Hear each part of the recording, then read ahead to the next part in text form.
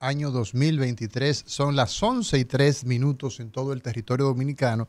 Y el día de hoy tenemos la oportunidad de conversar con el doctor Luis Vergés del Centro Conductual para Hombres, la licenciada Carmen Sosa, psicóloga clínica, terapeuta familiar y de parejas, Estefanía de la Cruz, quien es la coordinadora del Instituto de Género de la Universidad Autónoma de Santo Domingo, el doctor César Zapata, doctor en psicología, el tema relaciones violentas.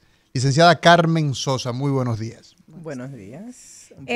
Carmen, quisiéramos aprovechar justamente la misma línea de lo que hablaba el doctor Luis Vergés, que decía, hay países en donde se matan menos mujeres. ¿Cuáles son esos factores que sí influyen en que se desarrollen relaciones violentas dentro de la sociedad? Fíjate que las relaciones violentas son multifactoriales, no hay un factor X. Yo escuchaba a una psicóloga que decía esta mañana, bueno, el patriarcado es el responsable ¿verdad? De la violencia. Yo no estoy de acuerdo con esto. ¿Qué es el patriarcado? Bueno, Carmen, es ese poderío sobre, ¿verdad? El patriarca, el hombre, ese dominio del patriarca y el hombre sobre la sociedad y la familia. En el siglo XVI, ¿verdad? Exacto. Yo no estoy de acuerdo porque es que tenemos unas bases de una familia disfuncional y esas disfuncionalidades desde las bases. Y hablemos de disfuncionalidad desde no poder manejar la inteligencia emocional, malas relaciones de pareja ¿verdad? Desde la familia, desde donde crezco, traumas y heridas que se viven en ese mismo sistema familiar, una familia donde papá está ausente o mamá está ausente y donde papá y mamá no tienen evidentemente la preparación ni emocional, ni siquiera las habilidades, como decía el doctor Vergés, para tener una relación de pareja estable y funcional. Entonces, no podemos hablar de un solo factor, tenemos que hablar de multicausas y dentro de esas multicausas hablamos precisamente de el factor aprendido, o sea, este patrón repetitivo de lo que viví en casa, no solo en la violencia física, porque siempre hago énfasis, no se empieza por la violencia física. ¿cómo se empieza, Carmen? Se empieza normalizando las faltas de respeto. Normalizando falta de respeto. Sí, se empieza... Explícanos eso. Exacto, implica el creer que está bien que nos hablemos mal, está bien que tú tengas control sobre mí o yo sobre ti, que está normal el hecho de que tú me subas la voz, me agredas, y eso es violencia verbal, aunque yo la haga con mis hijos, aunque la haga con mi pareja, aunque la haga con cualquier otra persona, pero no solo en el aspecto de la comunicación, estamos hablando que normalizamos la violencia. Por ejemplo, señores, cuando un papá le dice a su adolescente, o a su muchacho de 19 años, yo no te voy a aceptar que tú tengas esa novia o ese amigo por encima de mi cadáver. Usted está cometiendo violencia, usted no le está permitiendo a esa persona ejercer su derecho a elegir, a escoger. Y tú dices, bueno, pero es un adolescente, pero le estás modelando una conducta. Cuando yo obligo a mi pareja, en el caso de la relación de la pareja, a aceptar lo que yo pienso, lo que yo quiero, cuando sus necesidades la dicto yo, entonces yo estoy ejerciendo violencia, estoy irrespetando su espacio personal. Entonces allí se sientan las bases para la violencia en la relación de pareja. Y obviamente siempre he creído como terapeuta sistémica la familia. Señores, la familia, porque la sociedad se compone de familias. Y si en la familia yo estoy normalizando el que papá le hable mal a mamá, o el que los hermanos entre ellos se agredan, se violenten, el mayor puede abusar del menor porque es el mayor, porque es el hermano grande, así que el pequeño tiene que aceptar todo esto. Esta famosa, el no importa, recuerdo que en estos días me encontré con un adolescente. Y quiero enfatizar mucho, señores, cuidemos lo que estamos permitiendo en el sentido de, ay, yo no quiero que me dejen, como yo no quiero que mi novia me deje. Mami, yo quiero que se quede conmigo, así que yo quiero tolerar eso. Y le estoy enseñando a ser dependiente.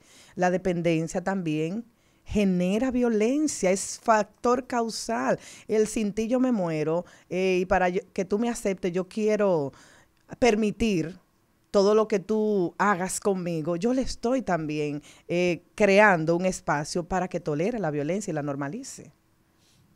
Bueno, Estefanía de la Cruz, desde el Instituto de Género de la Universidad Autónoma de Santo Domingo, tú eres la coordinadora, ¿no?, Parte de la coordinación. De la coordinación de ese instituto.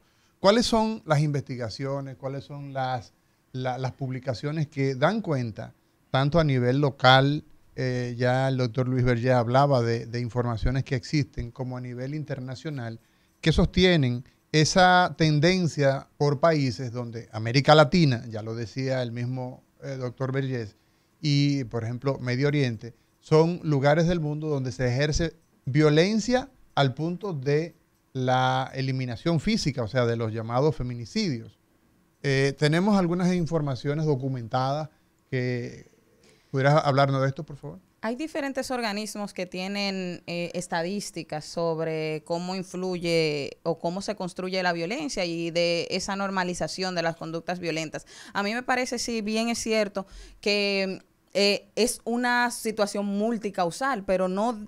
y que tiene que ver, ahí influye todos los espacios de socialización, influye la familia, influyen los medios de comunicación, influye la forma en que socializamos en la escuela, que también suceden actos de control a través de las figuras de poder, y en todos esos espacios de socialización, entonces vamos construyendo esas conductas de violencia, pero a mí me parece que hay que hacer énfasis, y es también de las cosas que nosotros trabajamos, en que esos imaginarios sociales machistas que también vienen de todo ese proceso patriarcal, de todo ese proceso de construcción social que dice que un sexo va por encima del otro, que fomenta las desigualdades, también construye y es parte de esos factores multicausales que hacen que dentro de las relaciones de pareja, aunque existan situaciones de violencia también de mujeres hacia hombres, sea en mayoría de la forma contraria. Y además, y como mencionaba bien el doctor Luis Vergés, es importante ver que esas situaciones, aunque todos tenemos el mismo cerebro, las mismas conexiones, que aunque no trabajen de manera igual, ya los profesionales son los doctores, tenemos las capacidades de poder desarrollar las mismas relaciones, las mismas formas de socializar, y no las desarrollamos de manera similar, porque también en los procesos de socialización, en los procesos de educación, nos educan para ser desiguales y se socializa principalmente a los hombres para actuar de manera violenta, para esconder sus sentimientos, para propiciar esas situaciones de control, principalmente como su forma de amor, como su forma de expresión dentro de las relaciones. Vamos a ver qué dice la gente. Buenos días. Bueno. Bien, en ese sentido hablaba Estefanía del tema de la influencia de los medios de comunicación. Yo como periodista siempre he ido en contra de que se publiquen muchos detalles con el tema de los feminicidios, porque yo digo que con eso se le da ideas al que está pensando cometer un hecho como ese. Entonces me gustaría en esta parte, doctor César Zapata, que nos pudiera hablar del tema de la influencia de los medios de comunicación en el aumento del tema de la violencia dentro de las relaciones de pareja. Pero antes quiero decir que me simpatiza la colega Sosa. Sí. Sí. Adelante. Sobre todo porque ella tocó un aspecto importante que se llama espiral de violencia, donde queremos subestimar la violencia verbal, queremos subestimar la violencia del entorno, queremos subestimar la violencia que genera el propio sistema, queremos subestimar la violencia psicológica. Pero eso es una espiral que definitivamente y penosamente puede terminar en una situación catastrófica.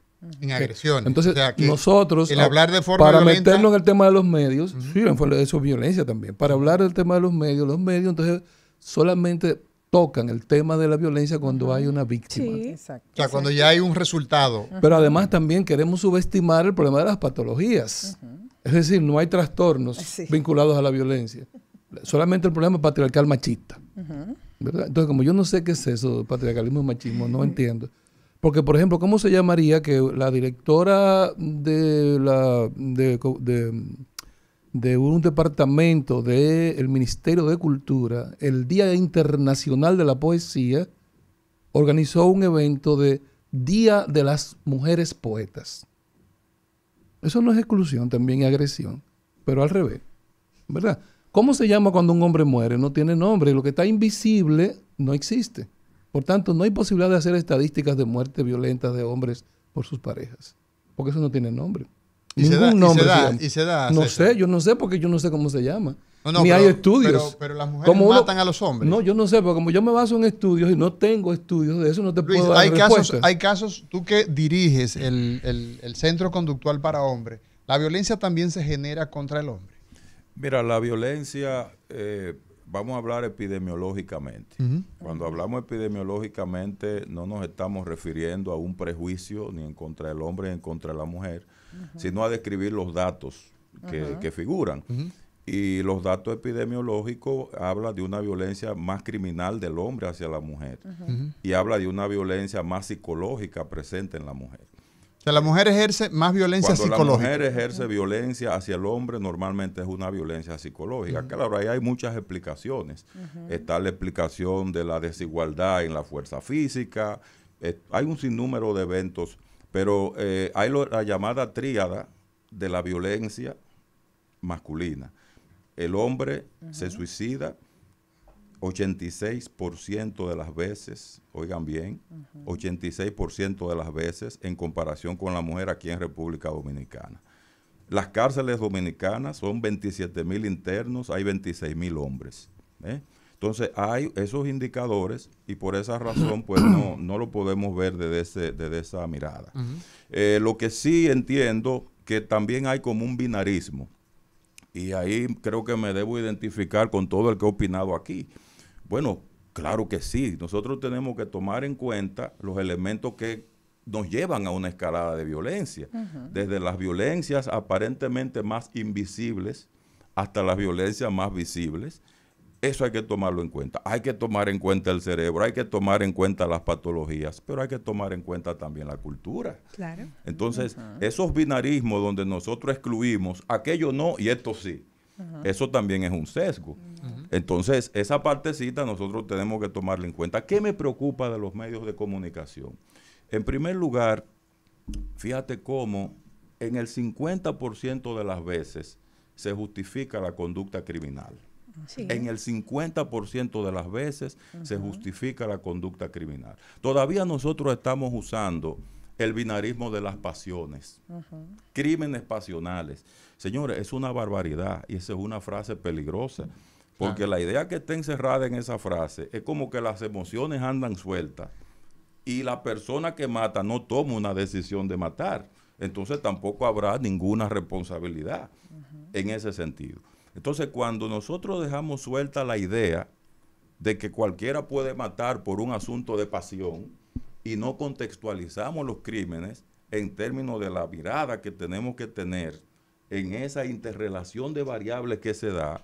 César hablaba de las escaladas son importantes, pero igual, además de que las escaladas son importantes, el hecho de que se normalice la violencia desde una relación desigual, donde por el hecho de ser hombre, yo tengo que tener normalizado el uso de la fuerza física cuando me molesta por los celos que yo tengo que una mujer me abandone. Incluso a mí me dio pena y vergüenza como yo he escuchado sugerencias donde se le invita a las mujeres que cuando salgan de una relación esperen por lo menos 2 años para tener otro novio, para que el pobre hombre no vaya. Pero por Dios, esas son miradas binarias que al final quieren solucionar el tema con el más de lo mismo. Sí. Claro. Mira, antes de que tú hagas la pregunta, yo me voy a quejar. Por el hecho de que yo sea disque de la familia, bienvenido a casa, no significa que el doctor Amaury tenga el derecho de cortarme cuando yo estoy para darle el turno a otro. Ejercer violencia. Porque tu pregunta quedó en el aire debido a una actitud violenta Adelante, César. del coordinador de este programa. Hay una cosa que se llama síndrome de Werner que se acuñó en Alemania para referirse al mal uso de los medios para publicitar violencia, específicamente suicidio. Se llama así porque Goethe escribió una novela con un personaje que se iba a suicidar y que va desde cero hasta el momento del suicidio. Entonces, esas descripciones detalladas provocaron un aumento de suicidio en la población de jóvenes en Alemania. Y se necesitó entonces analizar de qué manera se debe publicitar la violencia. Aquí no hay mecanismo para eso. Ahora mismo aparece ahí una figura religiosa besuqueando a un niño y publicaron el rostro del niño. Sí. Entonces, no hay mecanismos, sobre todo ahora con el tema de las famosas redes sociales donde todo pasa. Y aprovecho la participación de Luis para reiterar que el tema de la multifactorialidad parece que es común en todo lo que estamos aquí. Es decir, no podemos enfocarnos en un solo elemento. Y tenemos que incluir el problema de las patologías, tenemos que incluir el problema del apego, tenemos que incluir el modelamiento de conducta en las familias disfuncionales, tenemos que incluir el problema del hacinamiento, muchas personas en pequeños espacios, tenemos que incluir muchos factores, pero vuelvo a lo mismo. Cuando hay una víctima mortal, entonces cuando vamos a hablar de violencia, y volvemos al tema otra vez de enfocarnos exclusivamente en que ese hombre poderoso mató a esa mujer. No conocemos la historia de ese sujeto ni la de ella. No conocemos las relaciones de psicodependencias. No conocemos si el individuo tenía algún trastorno. Ojo, la mayoría de los suicidados son hombres, pero el suicidio es violencia, se llama violencia autoinfligida. ¿Está bajo estudio eso? No. Me alegra que Luis lo mencionara porque aquí en este país no se habla de ello. ¿A qué se debe eso? Pero además, ¿quiénes de los feminicidas, creo que dicen los juristas, se suicidan? ¿Y por qué? Hay un estudio de eso a propósito de epidemiología. ¿A qué se debe? Que algunos no se van a suicidar y otros sí. ¿Qué hay en el fondo? Hay un trastorno. Bueno, se habla de que la bipolaridad predispone a la violencia autoinfligida. Se habla de que la personalidad límite predispone a eso. Se habla de que generalmente la persona con depresión mayor tiene fantasía suicida. Algunos de esos homicidas, suicidas, padecían ese trastorno.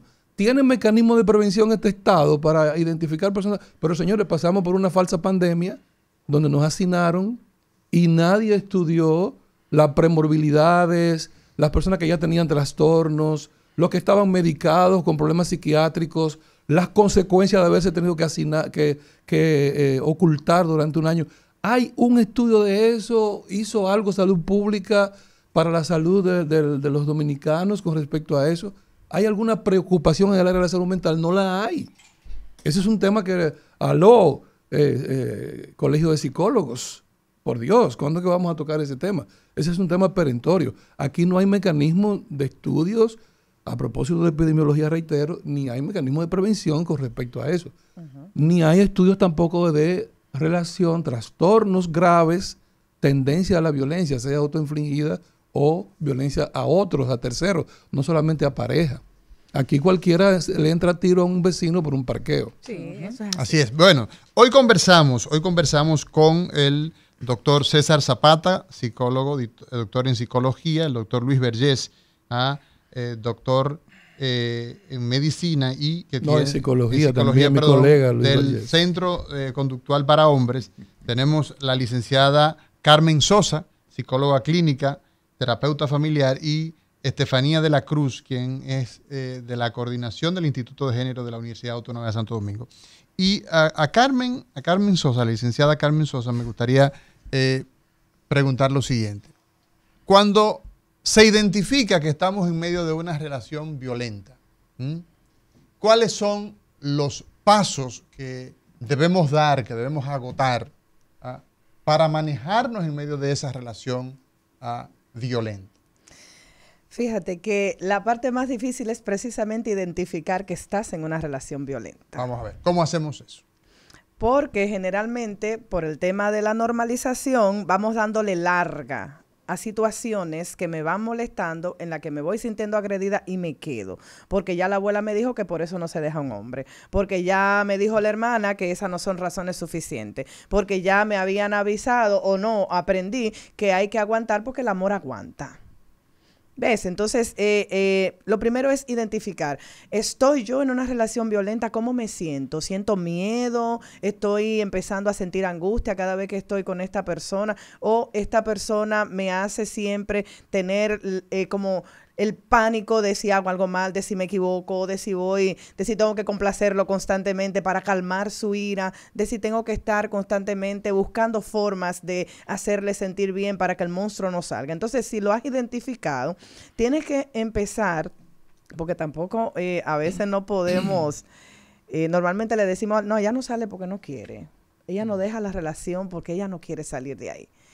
Y esta situación a veces hace que muchas mujeres y hombres también se queden en relaciones violentas, no porque no quieren salir, es que no saben, no tienen las herramientas de despegarse emocionalmente y el miedo a romper con ese lazo, porque emocionalmente me siento dependiente de esa relación, el apego que tengo, las heridas de rechazo, el miedo al abandono, señores. Es tan intenso en una relación que si te dejo, ¿cómo sigo? Además, el hecho de que, bueno, esto no es tan bien. Entonces, para salir de una relación violenta, no solo identificas, sino que tiene que haber un trabajo en la persona.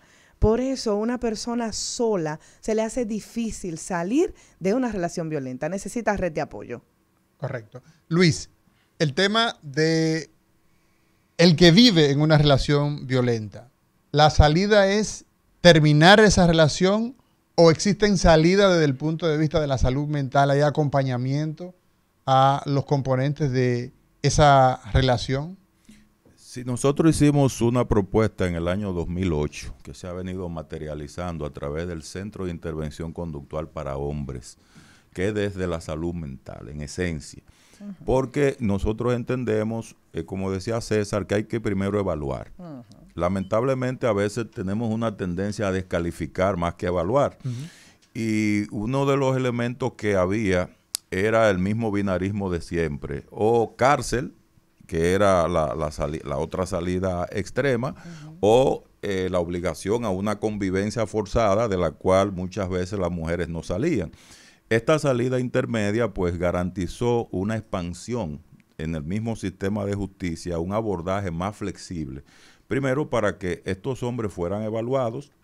En segundo lugar, se determinara la disfuncionalidad o la funcionalidad que pudieran tener ellos y llevar entonces una vida normal fuera de la relación de pareja en caso de que ambos decidieran mantenerse ya separados. Incluso descubrimos algo interesante. Después que los hombres terminaban el proceso, en el 40% de las veces las mujeres querían mantener sus relaciones con ellos y el sistema no podía impedir eso. Y te voy a decir algo, desde el año 2008 para acá, nosotros no tenemos un solo caso de feminicidio en gente que han completado programas allá.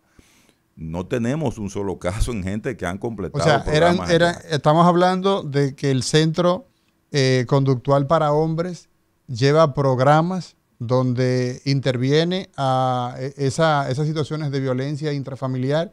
Entonces, de esos casos que ustedes han manejado, no tienen casos de feminicidio. Los que han terminado programas. Exacto, los que han hecho sí, el proceso completo. El proceso completo. ¿Por qué lo hemos visto? Primero, porque hay una dinámica aquí que hay que observar y que cuáles son los riesgos reales.